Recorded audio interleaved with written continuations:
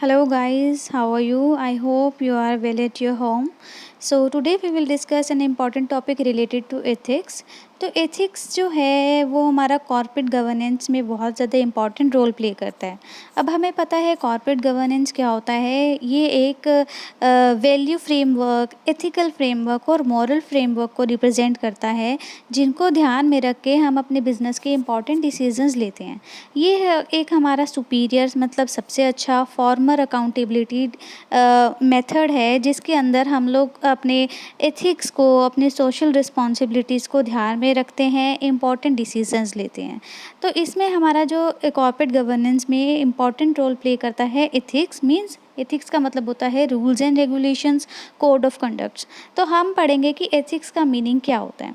जो ethic word है वो हमारा डिराइव हुआ है ग्रीक वर्ड से एथोस से, जिसका मतलब होता है कस्टम या फिर एक्सेप्टेड बिहेवियर। मतलब कि एक प्रॉपर एक सबसे अच्छा एक्सेप्टेड बिहेवियर, एक स्टैंडर्ड क्या होना चाहिए अपने डिसीजंस को लेने का, अपने बिजनेस को रन करने का। इस वर्ड को ये रिप्रेजेंट करता है कि ये स्टैंडर्ड्स क्या होने चाहिए अपने बिजनेस को रन करने के। इवन कि हम हमारे घर में, हमारे स्कूल्स में, हमारे कॉलेज में कुछ रूल्स रेगुलेशंस होते हैं जिनको हमें फॉलो करना होता है।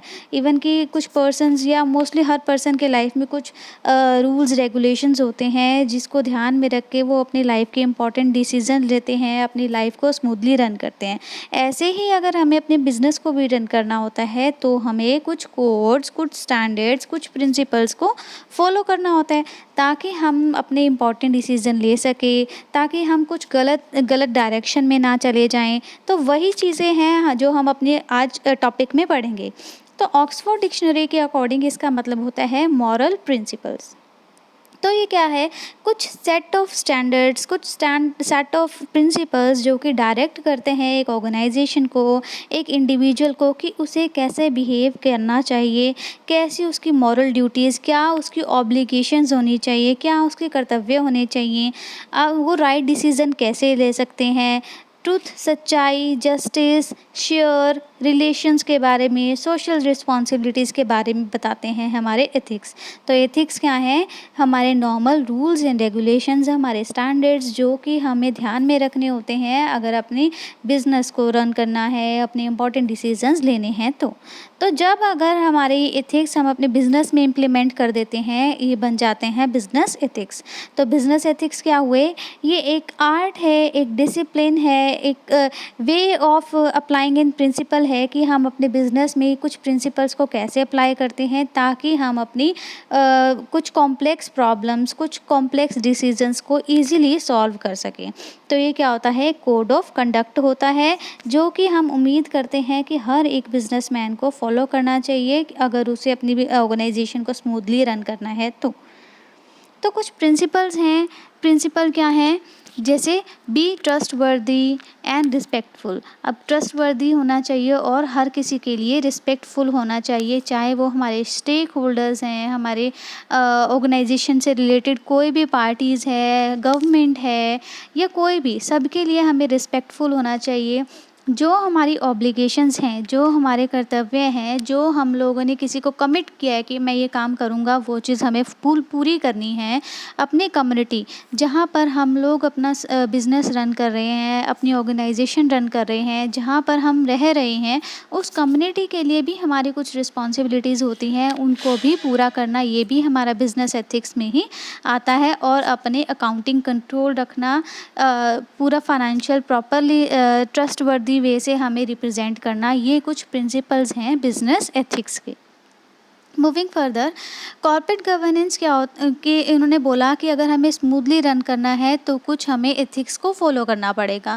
और इन केस अगर हमारी ऑर्गेनाइजेशन हमारी कुछ ये एथिक्स को फॉलो नहीं करती, तो कभी ना कभी उनकी ऑर्गेनाइजेशन में कुछ ना कुछ इश्यूज़ आने लगते हैं। इश्यूज़ किसी से रिलेटेड भी हो सकते हैं, चाहे वो अपने अकाउंट से रिलेटेड, मतलब फाइनेंस से रिलेटेड हुआ, हमारे डाटा से रिलेटेड हुआ, हमारे ह्यूमन रिसोर्स से रिलेटेड इश्यूज़ हो सकते हैं, मार्केटिंग से रिलेटेड इशू हो सकते हैं, प्रोडक्शन से रिलेटेड इश्यूज़ हो सकते हैं।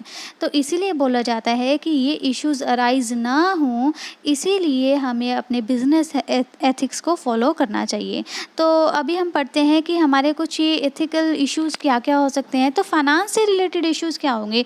जब हम अपने फाइनेंशियल एनालिसिस में कुछ ना कुछ गड़बड़ी करेंगे, मिसलीड करेंगे, कुछ ओमिट छुपा देंगे, कुछ ना कुछ मिसलीड करेंगे, या फिर अगर हम फेक रीइंबर्समेंट दिखा देते हैं, फेक बिल्स दिखा देते हैं, झूठी पेमेंट दिखा देते हैं कि ये मेरा क्रेडिटर है, ये मेरा डेटर है, प्रीवियस ईयर में मेरा इतना प्रॉफिट हुआ है। तो ये चीज़ें मतलब हमारे फाइनेंस से रिलेटेड चीज़ों को हम लोग अगर ऊपर नीचे करते हैं या फिर हम लोग कुछ छुपाते हैं, तो वो आता है हमारे पास ethical issues in the finance. मतलब फाइनेंस से रिलेटेड हमारे क्या इश्यूज़ हो सकते हैं, जैसे अगर हम लोगों ने इनसाइडर ट्रेडिंग कर दी। इनसाइडर ट्रेडिंग का मतलब क्या होता है कि जब हमारे कुछ सीक्रेट इन्फॉर्मेशन जब हम कुछ एक्सटर्नल पार्टीज़ के साथ डिस्क्लोज़ करते हैं, तो वो होता है हमारा इनसाइडर ट्रेडिंग। तो मतलब हमारी internal information, internal data, financial data से रिलेटेड जब हम कुछ ना कुछ गड़बड़ करते हैं, तो वो इश्यूज़ अराइज़ होते हैं हमारे फाइनेंस से। मूविंग फर्दर, हमारे एचआरएम मतलब ह्यूमन रिसोर्स मैनेजमेंट से रिलेटेड भी इश्यूज़ हो सकते हैं। मतलब हमारे जो सीनियर मेंबर्स हैं और जो हमारे जूनियर मेंबर हैं, उनके बीच में अगर कोई ना कोई कन्फ्लिक्ट्स हो गया, कुछ ना कुछ मिसअंडरस्टैंडिंग होगी, उनका रिलेशन अच्छा नहीं है, तो भी हमारे कुछ ना कुछ इश्यूज़ अराइज़ हो जाते हैं ऑर्गेनाइजेशन में। जैसे कि अब ये इश्यूज़ कैसे अराइज़ हो सकते हैं, अगर हम लोग कुछ भेदभाव करें, डिस्क्रिमिनेशन करें on the basis of age के बेसिस पे, जेंडर के बेसिस पे, रिलीजन के बेसिस पे। मतलब हम लोग किसी रिलीजन को अच्छा मान रहे हैं, किसी को गलत मान रहे हैं, जेंडर की बेसिस पे हम लोग भेदभाव कर रहे हैं, तो ऑब्वियसली हमारी ऑर्गेनाइजेशन में कुछ ना कुछ इश्यूज़ अराइज़ हो जाते हैं, वो सेटिस्फाई नहीं होंगे। अगर कोई मेरे साथ कुछ डिस्क्रिमिनेशन भेदभाव करेगा और दूसरे को प्रायोरिटी देगा, तो मुझे तो बुरा लगेगा ही। तो ये चीज़ ना हो, इसीलिए बोला जाता है कि एथिकल इश्यूज़ को फॉलो करना चाहिए। और जो ऑर्गेनाइजेशन फॉलो नहीं करती, तो ऐसे ही इश्यूज़ उनकी कंपनीज़ में अराइज़ होने लगते हैं, जैसे कि सेफ्टी से रिलेटेड एम्प्लॉयज़ की, हेल्थ से रिलेटेड एम्प्लॉयज़ की, या फिर जहाँ पर एम्प्लॉयज़ काम कर रहे हैं उस वर्क प्लेस की कंडीशन अच्छी ना होने की वजह से भी इश्यूज़ अराइज़ होने लगते हैं। मूविंग फर्दर, अब इश्यूज़ हमारी मार्केटिंग से रिलेटेड भी हो सकते हैं। मार्केटिंग मतलब कि जब जहाँ पर हम लोग अपना प्रोडक्ट सेल कर रहे हैं, हम अपने कस्टमर्स के साथ रिलेशनशिप बना रहे हैं, क्या पता हमारा प्रोडक्ट तो हम लोग बेच आए, पर हम अपना उनका फ्यूचर फर्दर रिलेशन नहीं बना पाए। मतलब ऐसा हुआ कि सिर्फ एक बार ही मेरे किसी कस्टमर ने उस प्रोडक्ट को खरीदा और आगे लॉन्ग लास्टिंग उनका कोई मेरे साथ रिलेशन नहीं है, मतलब आगे वो कोई भी प्रोडक्ट नहीं खरीद रहे। तो ऐसा क्या फ़ायदा है, ऐसे बिज़नेस का क्या फ़ायदा जिसमें सिर्फ एक ही बारी कोई कस्टमर प्रोडक्ट खरीद रहा है। तो हमें मार्केटिंग रिलेटेड हमें इश्यूज़ को भी ध्यान में रखना चाहिए। जैसे कि हम लोग मिसलीड एडवर्टीज़मेंट कर देते हैं, एडवर्टीज़मेंट में तो कुछ दिखाते हैं और सच्चाई में वो निकलता है कुछ और। प्राइस फिक्सेशन कर देते हैं, या फिर प्राइस डिस्क्रिमिनेशन, मतलब कि अपने तो जो रिलेटिव हैं, अपने जो नोन हैं, उनको तो कम रेट पे बेच दिया, और जो अननोन है या कोई जो एक्सटर्नल पार्टीज़ हैं, उनको ज़्यादा रेट में सामान बेचने लगे। या फिर प्राइस स्कीमिंग क्या होता है कि कुछ कंपनीज़ जो आती हैं, फटाफट प्रॉफिट मैक्सिमाइज़ करने के बेसिस पे आती है, और वो क्या करती है, प्रॉफिट कैसे मैक्सिमाइज़ करेंगे, स्टार्टिंग में ही प्राइस बहुत ज़्यादा हाई रख के। तो इससे हमारी मार्केटिंग रिलेटेड इश्यूज़ अराइज़ होते हैं, जिनको हम अपने एथिक्स से सॉल्व कर सकते हैं। तो ये इश्यूज़ अराइज़ होंगे जब हम अपने एथिक्स को, अपने रूल्स एंड रेगुलेशंस को अगर नहीं फॉलो करेंगे तो। मूविंग फर्दर, हमारे प्रोडक्शन से रिलेटेड भी इश्यूज़ हो सकते हैं। प्रोडक्शन में क्या रहेगा आपके पास, ethical relationship between company and environment. अब एनवायरनमेंट कैसे, अगर कोई फैक्ट्री लगी है, कोई इंडस्ट्री लगी है, तो हम प्रोडक्शन कर रहे हैं, अपना प्रॉफिट मैक्सिमाइज़ कर रहे हैं, तो उसका मतलब ये नहीं है कि हम अपने एनवायरनमेंट को पोल्यूट कर देंगे, और मतलब पानी गंदा कर देंगे, गार्बेज ऐसे ही फेंक देंगे या कुछ भी।